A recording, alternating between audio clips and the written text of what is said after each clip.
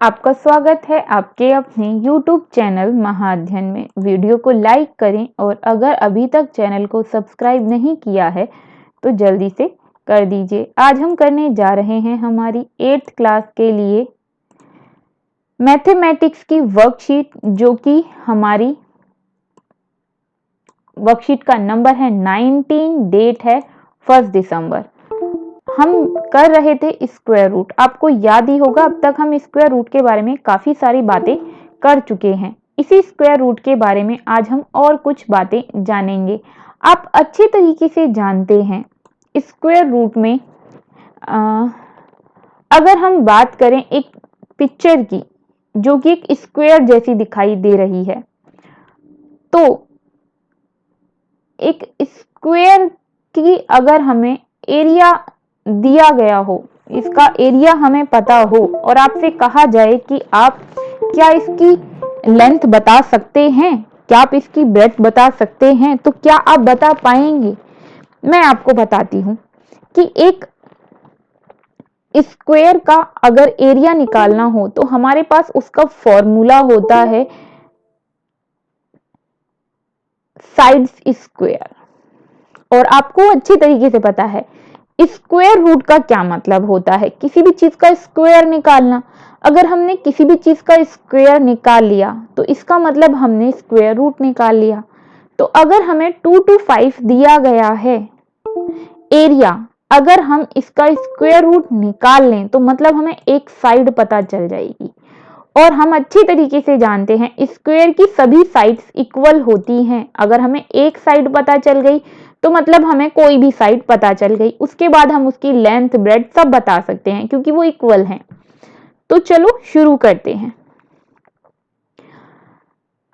हमें दिया गया है एरिया 2 to 5 और हम इसका स्क्वायर रूट निकाल लेते हैं। तो आपको ये निकालने के लिए सबसे पहले ये टेबल याद होनी चाहिए, जिसे हम अक्सर स्क्वायर रूट की टेबल बोलते हैं। जिस तरीके से आपने बाकी टेबल्स याद की हैं, 2 1 जा 2, 2 2 जा 4, 2 3 जा 6, वैसे ही आप इसको भी याद कर लिए। 1 1 जा 1, 2 2 जा 4, 3 3 जा 9, 4 4 जा 16, 5 5 जा 25 और इसे आपको 25 तक मिनिमम याद करना ही चाहिए। अगर ये आपको लर्न है तो ये आपको बहुत बेनिफिट देती है। आपको बहुत सारी मल्टीप्लाई करनी नहीं पड़ती। आपको 14 मल्टीप्लाई 14 करना नहीं पड़ेगा, 22 मल्टीप्लाई 22 करना नहीं पड़ेगा, क्योंकि वो आपको लर्न होगा। सिर्फ 25 ही तो याद करने हैं, कर लीजिए। फिलहाल मैं आपको ये वर्कशीट सॉल्व करने में हेल्प करती हूँ। उसके बाद आपको होमवर्क के तौर पर इस टेबल को आज याद कर लेना है। 2 to 5, अगर हम 15 को देखें यहाँ पर, तो 15 का स्क्वायर होता है 2 to 5। तो साइड को निकालना है हमें, तो हम 2 to 5 को स्क्वायर रूट कर दिया तो हमारे पास साइड आ गई। तो साइड स्क्वायर था, रूट करने पर आएगा 15, इसलिए 2 to 5 के ऊपर स्क्वायर रूट लगा दिया है कि उसका सॉल्यूशन साइड है। तो सॉल्यूशन क्या है, तो हम कहेंगे सॉल्यूशन तो 15 है, तो साइड कितनी है, 15 है। अब आपको ये पता चल गया। लेकिन ये तो 2 to 5 आपको पता था कि 15 का स्क्वायर होता है, इसलिए साइड निकल गई 15। अगर आपको 2 to 5 की जगह पर 2 to 8 दिया होता, तब आप क्या करते? क्या आप स्क्वायर रूट निकाल पाते? तो आप कहेंगे नहीं, हमें तो स्क्वायर रूट निकालना नहीं आता। लेकिन क्या हम नियर अबाउट बता सकते हैं? तो आप कहोगे हाँ, नियर अबाउट तो बता सकते हैं। 2 to 8 2 to 5 के नियर अबाउट है। 2 to 5 15 का स्क्वायर है। 15 के तुरंत बाद आता है 16, 16 का स्क्वायर 256 है।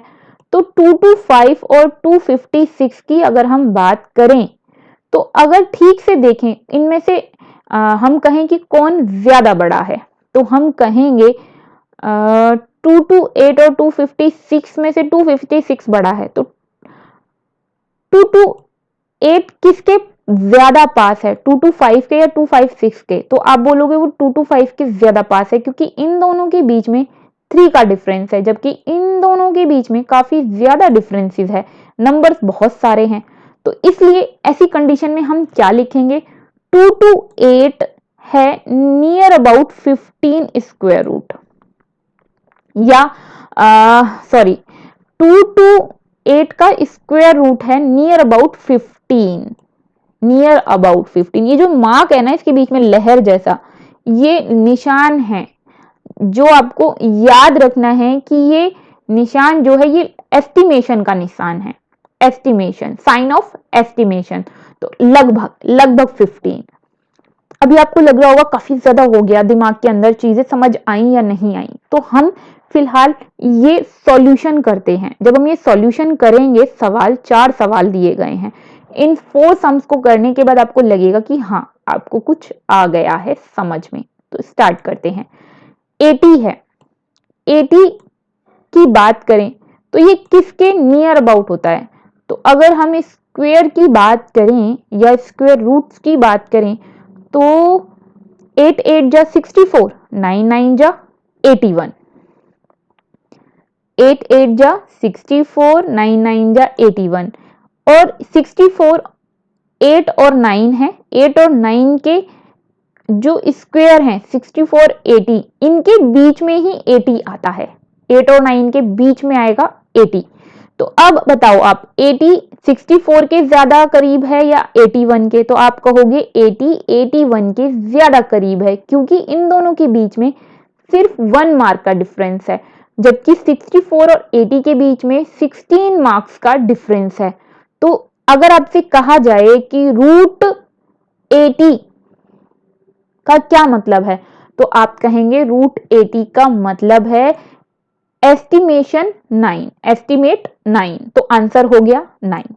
अब दूसरा करके देख लेते हैं। 356, 18 का स्क्वायर 3, 24 और 19 का स्क्वायर 361 के बीच में आता है 356। अब आपको सिर्फ ये करना है 18 और 19 में से ये किसके ज्यादा करीब है। तो 56 और 61 में सिर्फ 5 मार्क्स का डिफरेंस है, तो आप कहेंगे 61 के ज्यादा करीब है। तो इसका रूट क्या होगा? तो 356 के रूट की बात करें तो वो एस्टिमेशन 19 होगा, क्योंकि वो 19 के ज्यादा पास है। तो ये हो गया 19 इसका आंसर।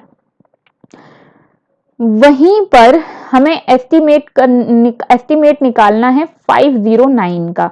तो ये 22 का स्क्वायर 484 होता है, 23 का स्क्वायर 529 होता है, इसी के बीच में आता है 509।